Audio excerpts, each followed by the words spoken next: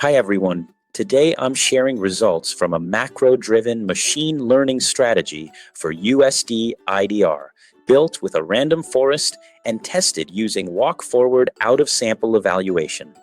The problem is simple. USDIDR is not just technical analysis. It's heavily influenced by global risk sentiment, USD strength, rates, and commodity dynamics. And those drivers change across regimes. So the goal is not to predict the exact level of USDIDR. The goal is more practical.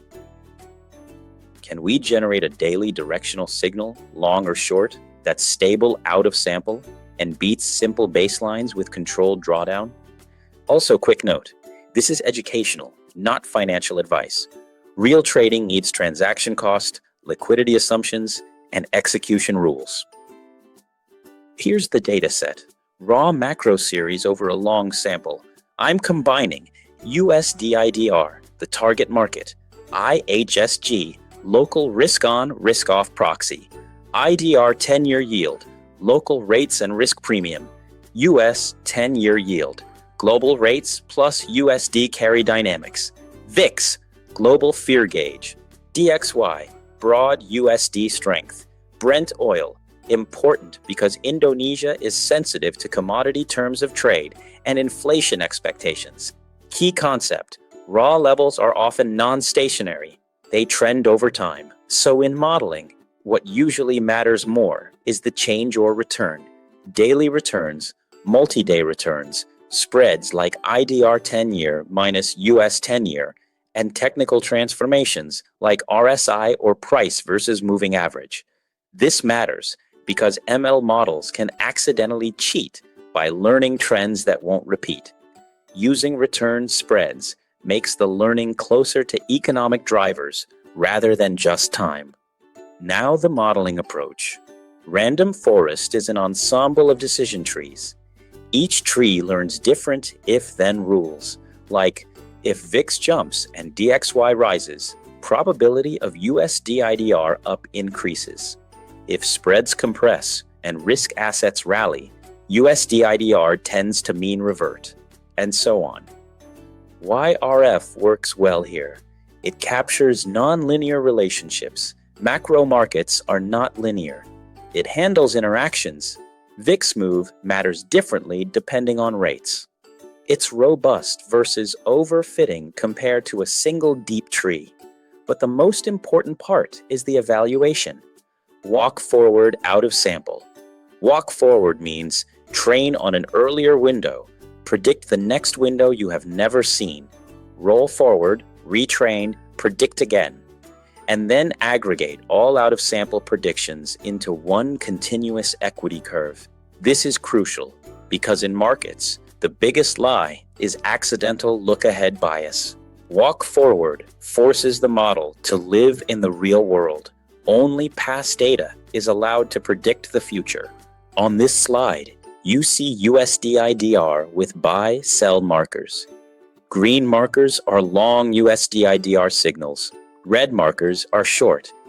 What you should look for is not perfect tops and bottoms. That's unrealistic. Instead, look for two things. Regime recognition.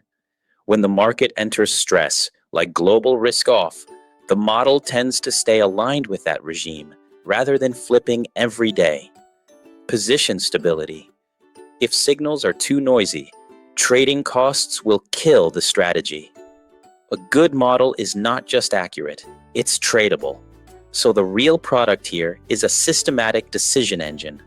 Every day, it decides risk-on versus risk-off positioning for USDIDR based on macro conditions. This is the performance slide, and it's the core result. You're seeing equity curves on a log scale, which is important. Log scale means equal percentage moves look comparable across time. It also makes compounding easier to interpret. I'm comparing multiple baselines, buy and hold, random 50-50, simple MA trend, RSI contrarian, a basic logistic model, light GBM variance, random forest core versus random forest macro. And the standout line here is RF macro. which is the model using the broader macro features. Now, here's a deep point. Sometimes model metrics like accuracy look only moderately better than 50-50, but trading performance can still be strong. Why? Because trading performance depends on when you're right. Capturing big moves matters, how much risk you take in bad regimes, and whether your model avoids the worst drawdowns.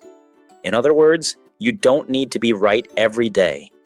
You need to be right when it matters and manage exposure when it doesn't. This slide is the feature importance for RF macro. Top drivers include VIX returns, DXY returns, US 10-year returns, Brent returns, plus shorter horizon USDIDR momentum terms like RET1, RET3, RET5, spread features, and simple technical context like RSI and price versus moving averages. This is actually very intuitive economically. VIX up equals global risk off. EM currencies typically weaken. USDIDR tends to go up. DXY up equals broad USD strength, also pushes USDIDR higher. US yields move changes global funding conditions and carry trade attractiveness. Oil links to inflation expectations and external balance dynamics. So the model is not magic. It's basically learning a systematic mapping from global risk plus USD regime plus rates into USDIDR positioning. This matters because interpretability is how you build confidence. If the top features are nonsense, the strategy is likely fragile. If the top features match macro intuition, it's more likely to survive. Finally, the scoreboard.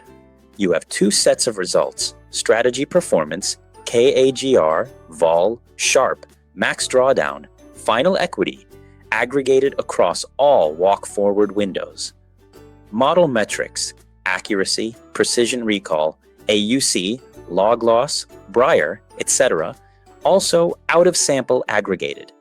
The big takeaway is the combination: strong equity curve with controlled max drawdown, while classification metrics show a real but not absurd edge, which is exactly what you expect in markets. Now, the practical why this matters. For traders, this is a framework to formalize macro views into rules. For hedging, it suggests a systematic way to adjust hedge ratios depending on risk regime. For research, it's a template. You can extend this into transaction costs and slippage, position sizing, vol targeting, signal smoothing, reduced turnover, and stress testing by regime, calm versus crisis. If this is useful, please like and subscribe. Thank you for watching.